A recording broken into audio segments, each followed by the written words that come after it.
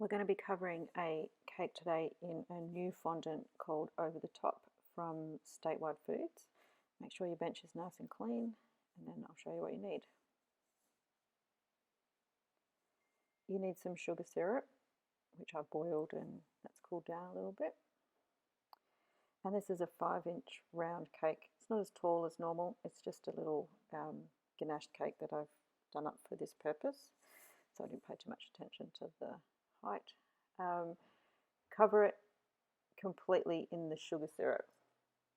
Make sure you get all over the ganache so that the fondant can stick. Don't miss any spots or you'll get an air bubble when you attach the fondant. Just clean it up, because when you put the fondant on, it will stick to wherever that sugar syrup is, so just wipe it over. I'll show you some of the tools that I use. I use a piece of polypipe to roll my fondant. It's nice and long and heavy, and a couple of different scrapers, this right angled one and a normal flat smoother. Did I say scraper? I meant smoother. So this brand is Over the Top. It's being sold at Statewide Foods, and they asked me to give it a try. I've never used this before, so we'll see how we go. I'm going to do a really light marble, so I've pre-coloured some fondant as well. You need to make sure when you're using fondant that you dust your surface with corn flour. Some people use sugar, icing sugar.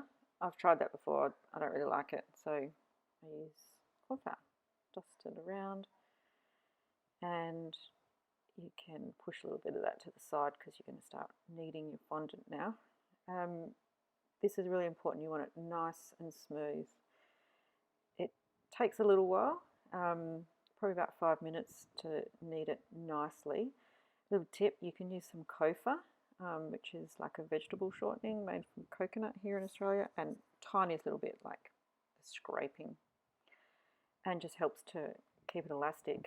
One tip I always do is I'll put my fondant in a warm spot, so in the sun somewhere, like on a windowsill, and it helps it smooth up a little bit. Because I'm marbling this, I want to distribute my colour evenly, so I like to roll my colours into little sausages and separate them into little piles and marble like that. You'll see in a minute. This is going to be a primarily white based marble. I don't want it really stripy. So I like to push my colours into the white. I like to layer them like this and roll it over, poke some in. It gives a much more natural look. You want to try not to over knead your fondant when you're marbling, otherwise it's really just going to go grey. But I actually, for today, I want a really faint marble, so I'm going to knead this together and then I'm going to add in some more white. If you stretch your fondant out, you'll help create those beautiful lines rather than just a smush. So like I say, I want mine white, so I'm adding more white in. If you were doing a darker fondant marble, you'd have much more of a darker base to start with. Just try pressing it so that you don't over knead it, and get it into a rough circle shape so that when you go to roll it out, you're already starting with a good shape. Keep it dusted the whole time, and an even pressure. Turn it, flip it. I like using the pipe because it's long. Sometimes I find cake decorating pins they're too short, and I like to do it my way. You'll see that sometimes I bring my hands in and push them out. It's because I'm trying to get that even pressure across the fondant. Sometimes I don't actually roll, I just push. I'm stretching the fondant out a little bit just to get enough shape.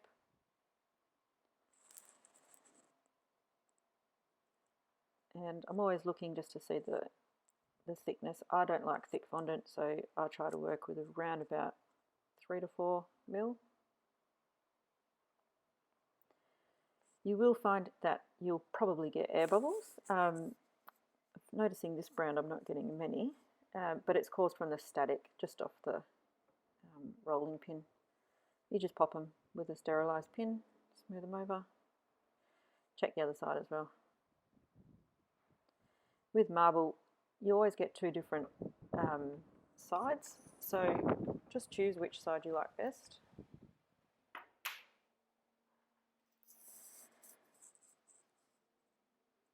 And just give it one more roll. Looks pretty good now.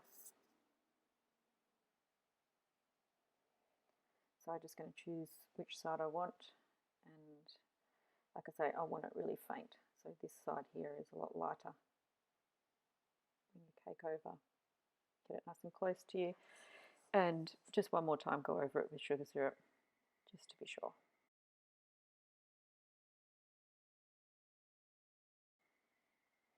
People find this really stressful. It's not, it's practice. Just roll it, brush it, roll it, brush it, get that dust off, and you're going to use your pin to pick up your fondant and lay it over the cake. If you don't, you can pull your fondant and have thinner and thicker parts all over. Start closest to you and roll away over the top. Just worry about this top at the moment. Just get that nice and smooth, get your smoother, and push all that air out. You want to be really quick here. The idea at the moment is secure this top inch.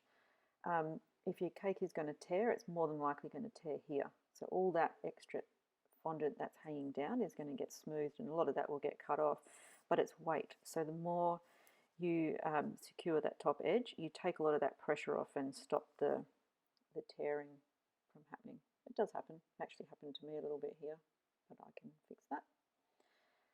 So just don't worry too much. At the moment, you're just getting this on, smoothing it, pulling those sides out, move those folds and smooth again. Don't be too fussy, but just get it on.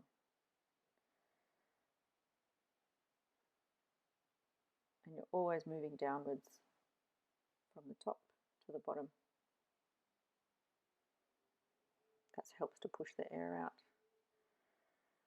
You might see at the top here I've got a little bit of a tear. It's not very big. Don't panic at this stage unless it's a massive big hole. If it's a massive big hole, too bad, you're going to have to start again. Little one you can deal with. Push it up and we'll smooth that out in a minute.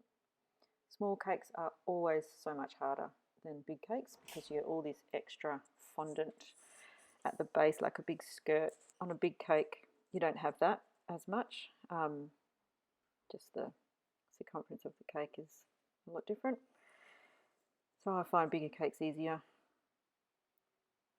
Some people don't cover their cakes in one piece like this. They go and they do the wrap method. So they do the lid first and then they wrap around the cake. But you do get a seam at that top edge. And I don't know, I just do it this way.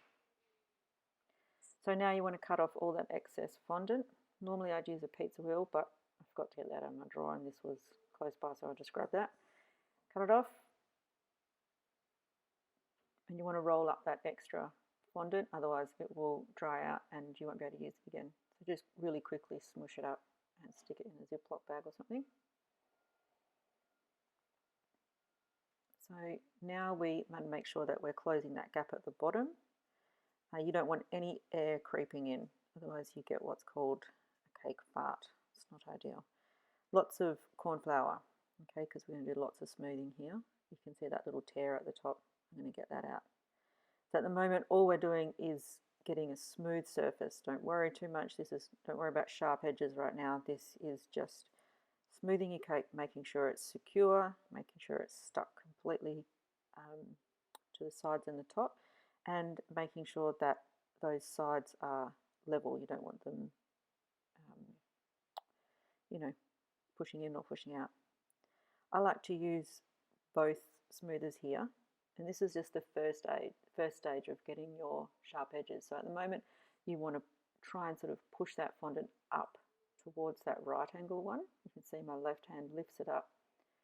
We're really just trying to create more of a square rather than rounded edge. So it's kind of like a pinch. Keep smoothing as you go. Sometimes when you're filling a cake with your hand, you'll feel a little air bubble. It happens sometimes, it's annoying. But if you don't get it out now, it will grow and you'll come back to your cake in an hour's time and be like freaking out because it will be huge. Smooth it out. So this is the second stage of getting your sharp edges where you're pinching now, pinching the sides together. You'll find that my left hand is pushing up and my right hand is pushing out and then trying to create that square. Just like that. So keep going, pinch, pinch, pinch. Always smoothing as you go. Go around those edges, don't forget about them.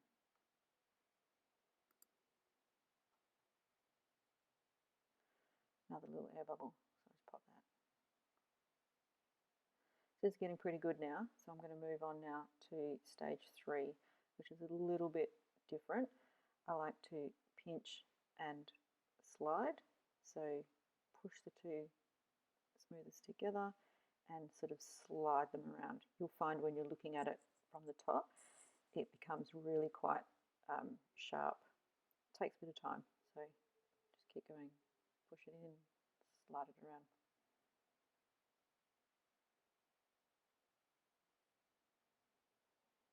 This whole process probably takes about 30 minutes. You do not want to get distracted while you're doing this. It's not a time to answer the door, answer your phone. You just want to keep on going. Once you start, you really can't stop. It's getting pretty good. Make sure you have a feel, no air bubbles, and then trim it around. This time actually get your pizza wheel. Try to get as close to the cake as you can. Get rid of those little bits and give it one last dust over because now you're just going to smooth that real edge right down to the bottom. You will create like a little lip, but that's okay. You're going to trim that off later. Okay, just dust off all that excess corn flour as best as you can. And now you're going to put your cake aside for at least 24 hours. So this is the end result of using Over the Top. I didn't have a design in mind for this. I just really wanted to test it out and what it could do. The things that I found the most beneficial of this particular fondant is that it kneads really beautifully. It's almost like a plasticine type texture. It has a really long working time, so you can really work those sharp edges for quite some time without it drying out quickly like some other brands. The other thing about it is you don't get any of that horrible elephant skin where the fondant sort of tends to wrinkle, and you can also roll it really, really, really thin. So if you're trying to do any kind of intricate ruffles or anything torn fondant work, this fondant works really well for it. It also dried up really well too, so I always put my fondant on the day one day and then come back and decorate it the next day, and it was beautiful and firm to the touch, not soft like some of the other more malleable fondant brands are. So yeah, I think all in all, Over the Top is a really good product for Australian climate, especially here in WA, and I think I'll be having a go with it on my next big wedding cake.